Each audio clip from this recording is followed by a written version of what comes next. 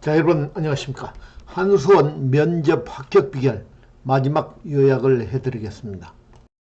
자, 2024년 한수원은 사무직, 그다음 기술, 원자력, 토건, ICT를 포함해 총 148명을 지금 채용하기로 되어 있습니다. 한수원 면접은 철저한 준비 없이는 절대 쉽지가 않습니다. 최선을 다해서 준비를 하셔야 됩니다.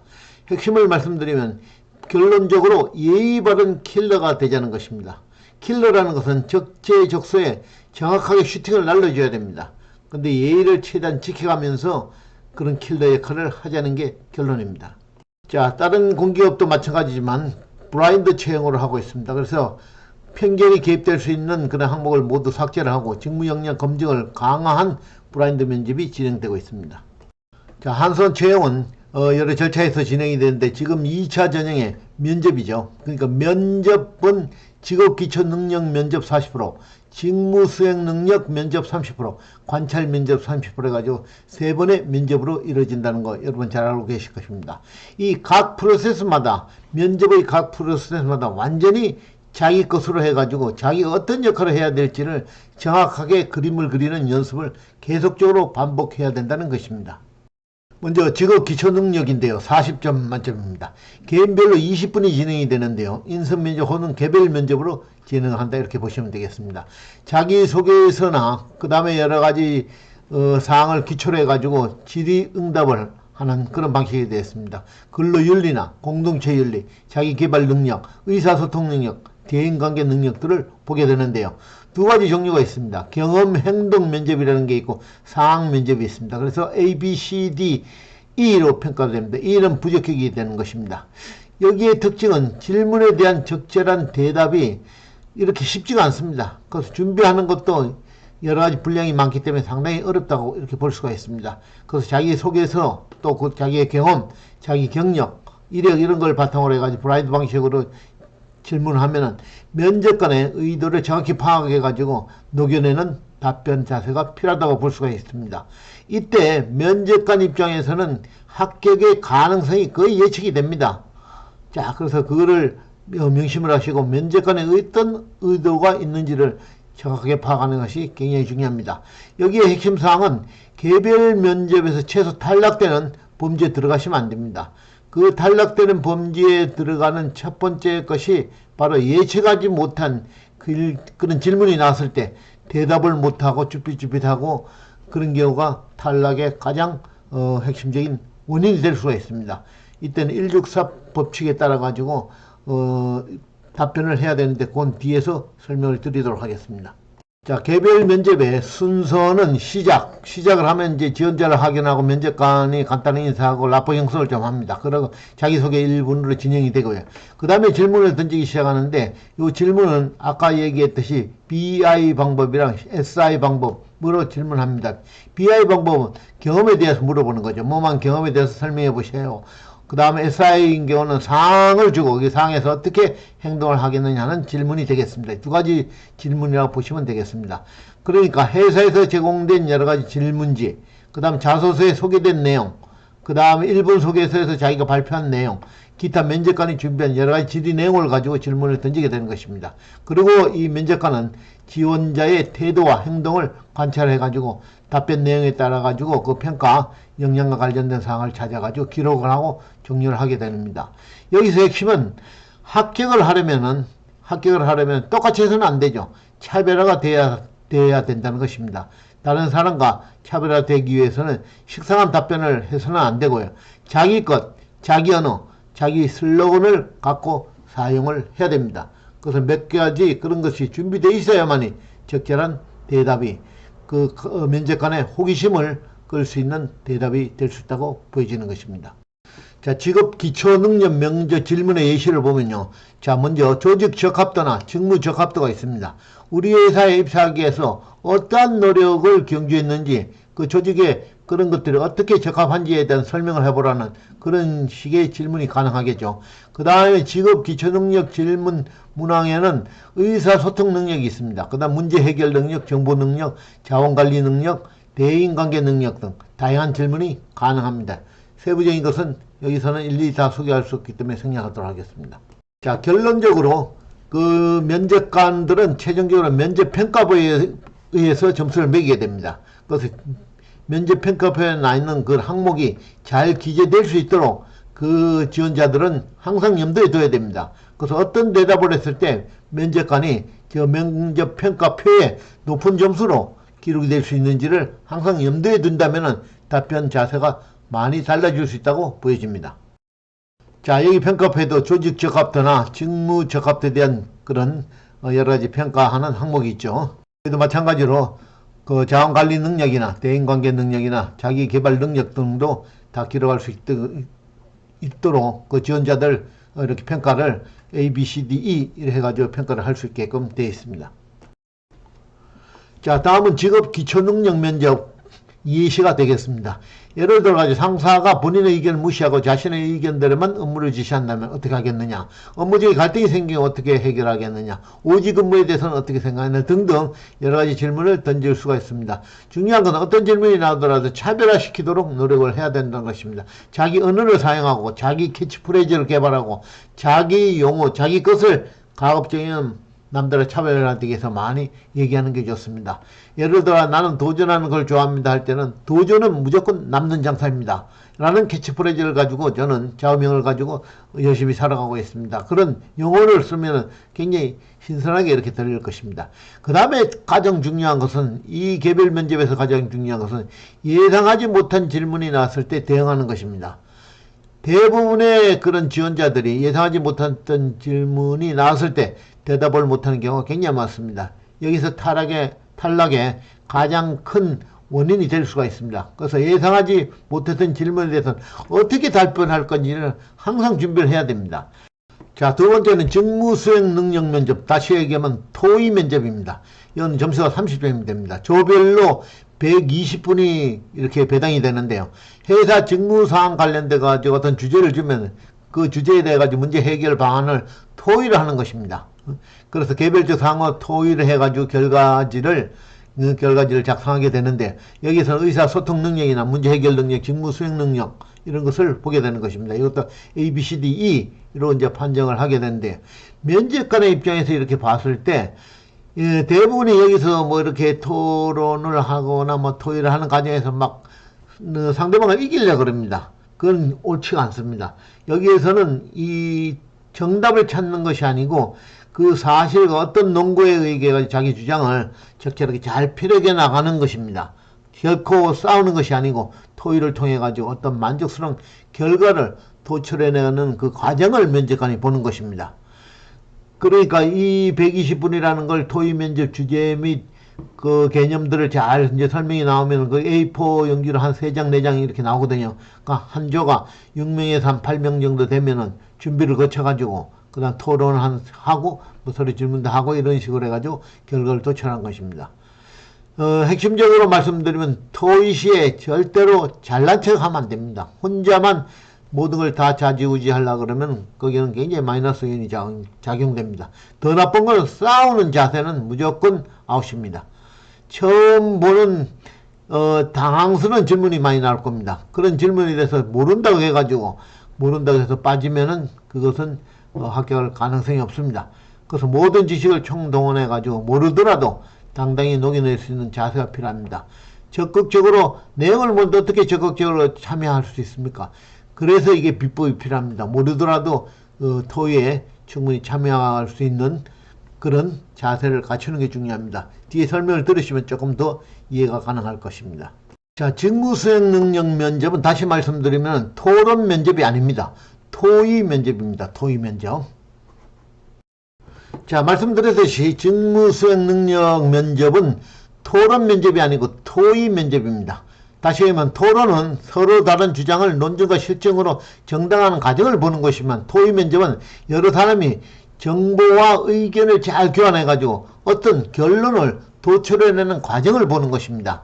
그래서 꼭 싸워 가지고 자기 의견이 반영되게 하는 것은 굉장히 잘못된 그런 접근 방법입니다. 꼭 토의 면접이라는 걸 명심을 하셔야 될 것입니다. 자, 이 토의 면접은 한 4가지 정도 특징을 가지고 있는데요. 개인들 간의 상호작용 및 집단 내에서의 개인 행동을 이렇게 관찰하는 것입니다.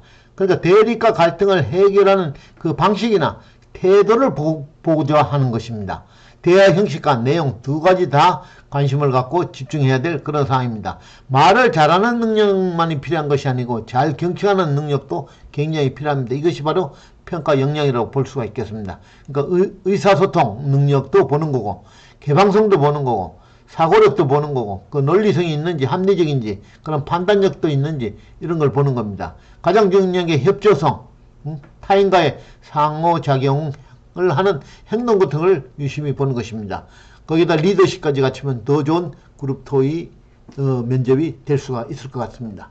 자, 토의 면접은 6, 8명 정도 이렇게 책상에 이렇게 앉아 있으면은 면접관은 양쪽에서 이렇게 지켜보고 있습니다. 그래서 과제를 검토하고 지원자끼리 논의하는 과정, 그다음 의사결정하는 과정을 열심히 관찰하게 됩니다. 그 관찰한 걸 가지고 평가를 하게 되는 것입니다. 자, 그룹 토의 면접의 진행 방식을 조금 더 세부적으로 보면요. 자, 시작을 하지 않습니까? 그러면 지원자를 확인하고 면접관들이 인사해가지고 면접 과정을 어떻게 하면서 이렇게 소개를 합니다. 지금부터 그룹 토의 과제를 시작하겠습니다.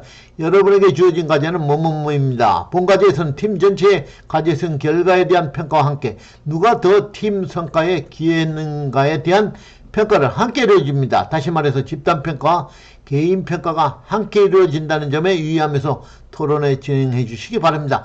이렇게 멘트가 나오면 바로 지원자들은 함정에 빠집니다. 아, 이거 내가 이겨야 되는구나. 지금까지 그런 연습을 준비를 안 해왔다가도 막상 이 얘기를 들으면 여기 집단평가에 또 상대적으로 개인평가도 한다 그러니까 다른 사람들보다 더 앞으로 나서야 되겠다는 그런 생각을 갖게 되는 것입니다. 그러니까 그렇게 하지 않고 잘 토의를 잘 참여하는 것을 보는 것을 바로 면접관들이 관찰을 하게 되는 것입니다. 자, 토의 면접을 할 때는 평가를 할 때 긍정적인 요소가 있고 부정적인 요소가 당연히 있을 것입니다. 예를 들어가지고 무엇보다 중요한 건 긍정 요소는 적극적으로 발언을 해야 됩니다. 너무 수비적으로 나서는 안 됩니다. 그도 남을 이해시키고 설득하려는 노력을 충분히 보여줘야 됩니다. 타인들의 공감을 반응을 불러일으켜야 됩니다.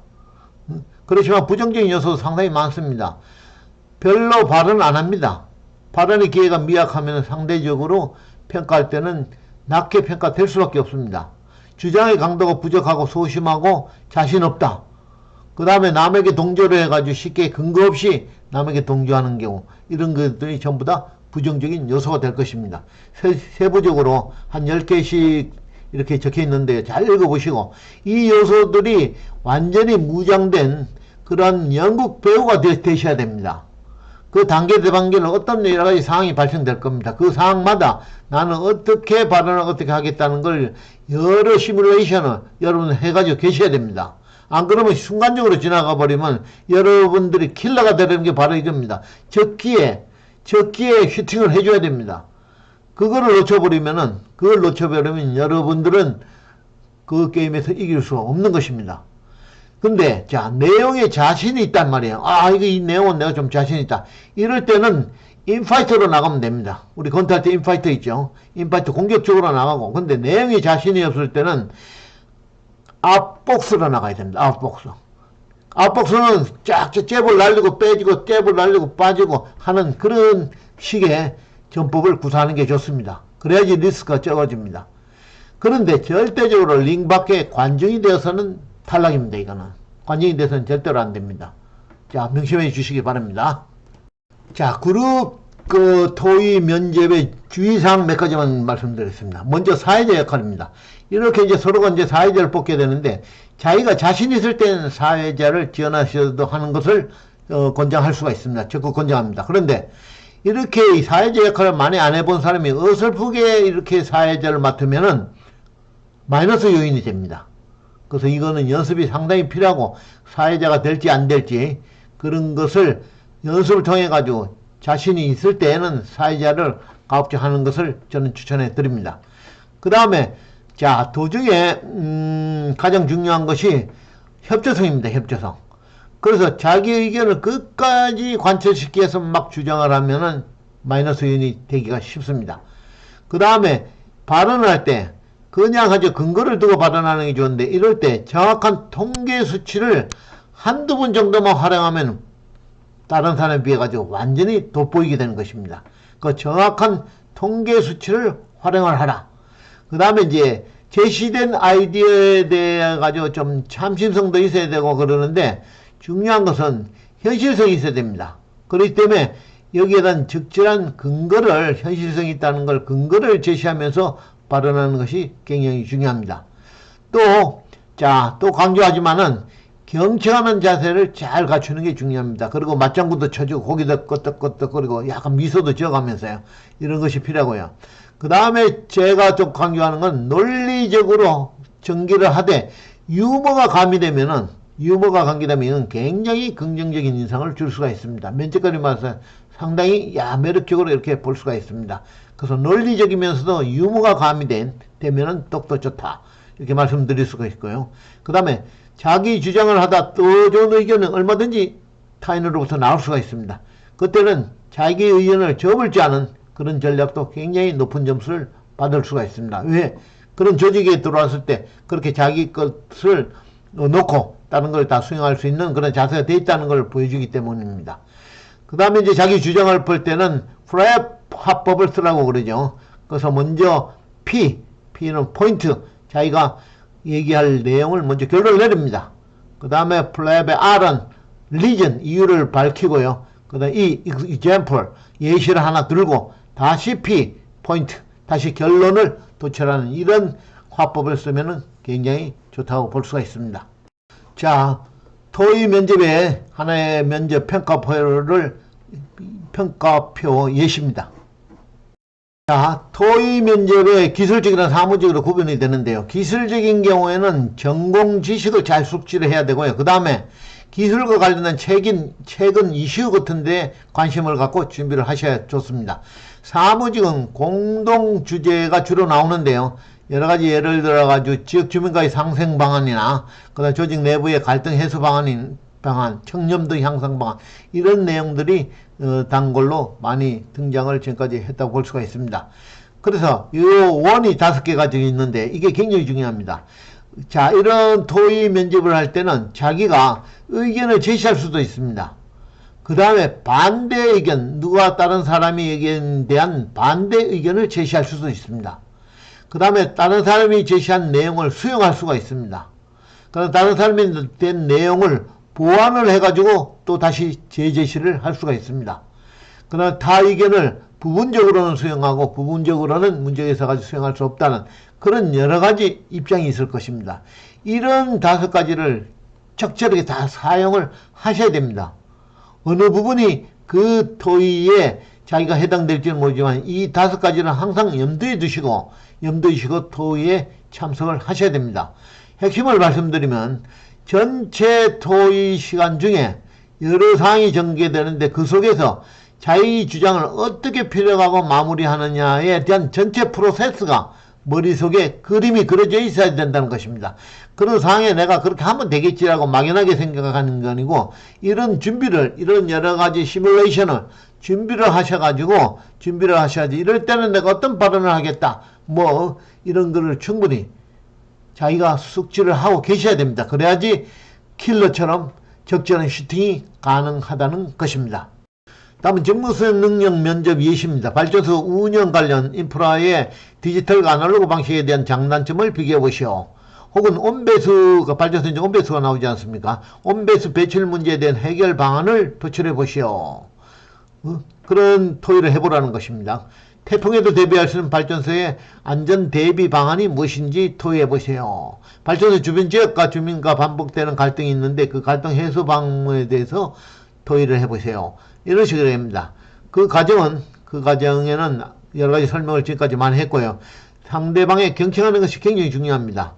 그 다음 쿠션 멘트 화법을 많이 쓰면 좋습니다. 그냥 얘기할 때 밑바탕을 좀 이렇게 포근하게 좀 깔아놓습니다. 뭔가 자기 반대 의견을 낼 때도 일단 쿠션을 조금 동조하는 듯 하는 그런 발언을 먼저 하고 그 다음에 자기가 할 수 있는 그런 지적이나 하는 의견을 제시하는 것이 쿠션멘트 화법이라 볼 수가 있고요. 예스 바드 화법은 그건 상당히 좋습니다. 그렇지만 어떤 문제가 있지 않겠습니까? 그래서 이런 부분은 이렇게 보강하는 게 좋을 것 같습니다 하는 이런 화법도 주로 쓰는 것이 좋은 점수를 얻을 수 있다고 봅니다. 핵심 사항을 말씀드리면 자기의 주장을 타인에게 설득할 수는 있지만 중요한 것은 타인의 의견에 논리적으로 설득당하는 것도 상당히 중요하다. 이 경우에 가장 중요한 것은 이유나 근거를 충분히 가지고 있어야 된다는 것입니다. 그랬을 때는 그래가지고 동조를 당하는 이 모습도 상당히 면접관으로부터 좋은 점수를 받을 수 있다. 저는 그렇게 생각합니다. 자, 다음은 관찰 면접인데요. 그 관찰 면접은 두 부분으로 구분될 수가 있습니다. 협상 면접과 그 다음에 조형물 면접이라는 것인데, 조형물 면접은 할 때도 있고 안 할 때도 있습니다. 중간 안 한 적도 있습니다. 그래서 협상 면접이랑 조형물 면접이 있다고 보고요.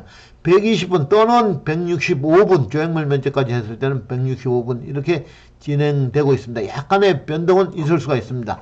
그래서 조별 과제 수행 그 관찰 평가를 통해 가지고 지원자의 인재상을 어느 정도 부합되는지 여부를 검증하기 위해서 보는 것입니다. 다시 말씀드리면 의사소통 능력이나 대인 능력이나 그 다음에 어떤 문제가 발생됐을 때 문제 해결 능력을 적절히 구사할 수 있는지 그 능력을 본다고 보시면 되겠습니다.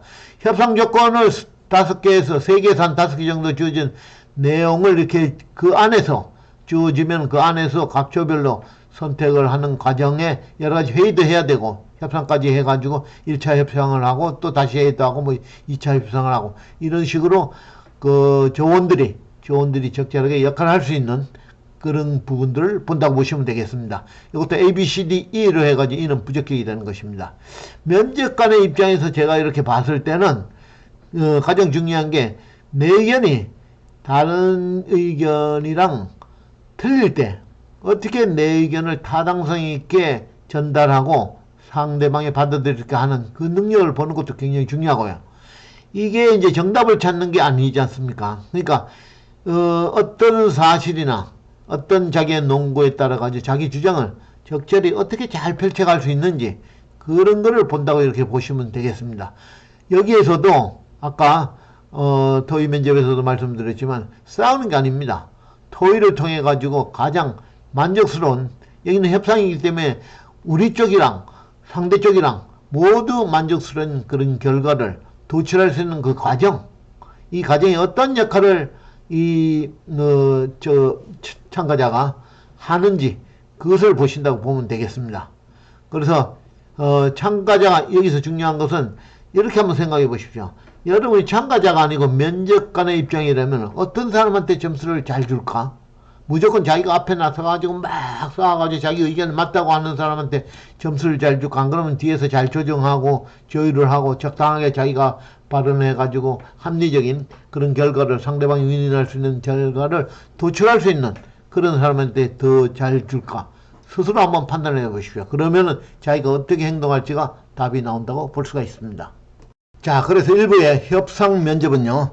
자, 이해관계가 다른 두 조직이 있죠. 두 조직의 이제 협상 내용을 주면은 그 요소들을 가지고 이제 협상하는데 이제 먼저 조별로 이제 회의를 하겠죠. 그래서 우리 조는 어떻게 협상해야 이득을 얻을 수 있는지를 서로 협의를 하고 이제 고민을 한 다음에 그 협상안을 가지고 나옵니다. 그래서 6인에서 8인 정도가 협상을 뽑을 때는 그런 제비 뽑기를 일반적으로 뽑습니다. 뽑아가지고 그 각 조별로 서로 1차 회의도 하고 1차 협상도 하고 또 이제 결렬되면 다시 회의도 하고 2차 협상을 해가지고 최종적으로 이제 팀별 그런 결과지를 작성하는 방식으로 진행이 되는데요. 자, 가상 시나리오를 전개해 보면서 그때 자기가 어떤 역할을 할 수 있을지를 여러분들이 연습을 많이 하셔야 됩니다. 여럿이 하는 것도 필요하지만 제가 봤을 때는 여럿이 해가지고 그냥 말 한마디 하는 게 아니고 이 협상 면접이 어떻게 진행이 되는가를 머릿속에 그리고 자기가 여러 가지 상황에 대해 가지고 어떻게 답변할 건가 그 주제를 하나 갖다 놓고 계속 연습을 해와야 됩니다. 이 경우에는 내가 어떻게 얘기하고 저런 경우에는 내가 어떻게 얘기하죠. 상황이 여러 가지 변할 수가 있지 않습니까? 그런데 기본적으로는 어떤 주제가 오더라도 협상하는 방법은 다 비슷합니다. 왜냐하면 둘 다 한쪽만 만족시킬 수 있는 조건을 주지를 않습니다.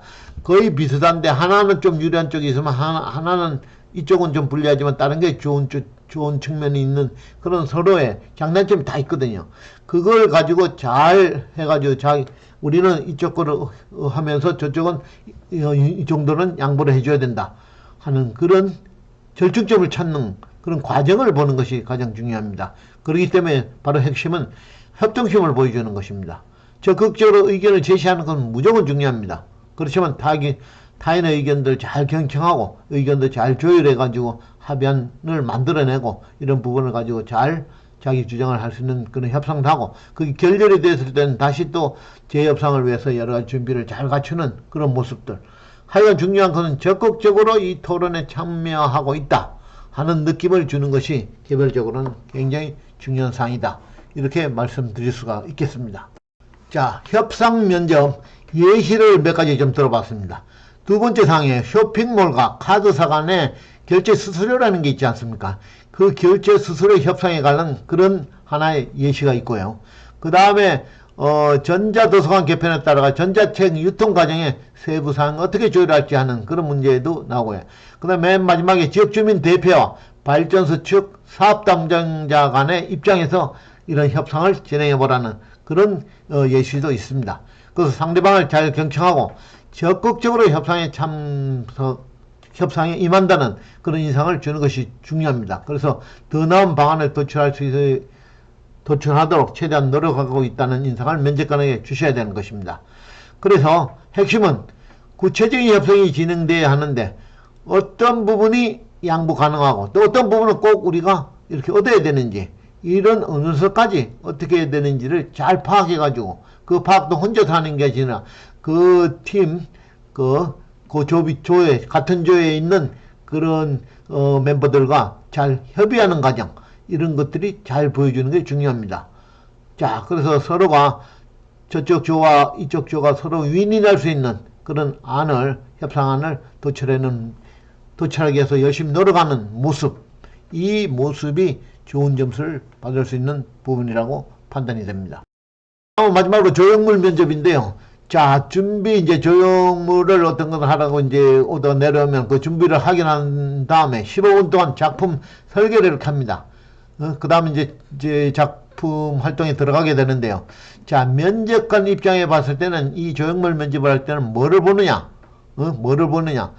내 의견이 다른 타인의 의견에 어떻게 타당성 있게 전달되고 또 타인의 의견을 어떻게 받아들이고 이런 과정을 본다는 걸 다시 한번 말씀드립니다. 그런데 그 과정이 그냥 이렇게 하는 게 좋겠어 이런 게 아니고 사실이나 어떤 논고 어떤 배경하에서 나는 이런 주장을 하고 있다는 그런 배경을 깔아놓고 해야지 그게 좀 타당한 주장이나 되지 않겠습니까? 그래서 이 부분이 굉장히 중요합니다. 여기서도 토의 면접과 마찬가지로 싸움을 하는 것이 아닙니다. 토의를 통해 가지고 조형물 그런 거를 하기 위해서도 토의를 통해 가지고 만족스러운 결과를 가져가는 그 과정을 본다는 것을 여러분 항상 명심을 하셔야 됩니다. 여기 핵심 사항은 함께 협력해서 조형물을 잘 만들어야 되는데 그 과정에서 동료와 어떻게 적극적으로 의사소통을 하는지 역할을 어떻게 하는지 하는 것을 보여줘야 됩니다. 주도적으로 역할을 하는 사람이 아무래도 이 조형물 면접에서는 굉장히 유리하다 이렇게 볼 수가 있겠습니다. 자, 마지막입니다. 면접관이 주는 마지막 저희 팁입니다. 한 9개 정도를 적어 봤는데요. 첫 번째로 우리가 개별 면접을 할 때는 무슨 질문을 던지면 달달달달 외워옵니다. 자기가 준비한 질문이 나면 달달달 외워가지고 아나운서처럼 그냥 대답을 하는 화법을 쓰는데 그거는 마이너스 요인까지는 아니더라도 별로 바람직하지 않습니다.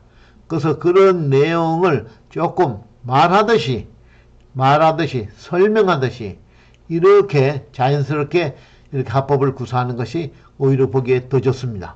그 다음에 가장 중요하다고 저는 생각하는데 기출 문제만 달달 외우고 준비 못한 문제가 나왔어요.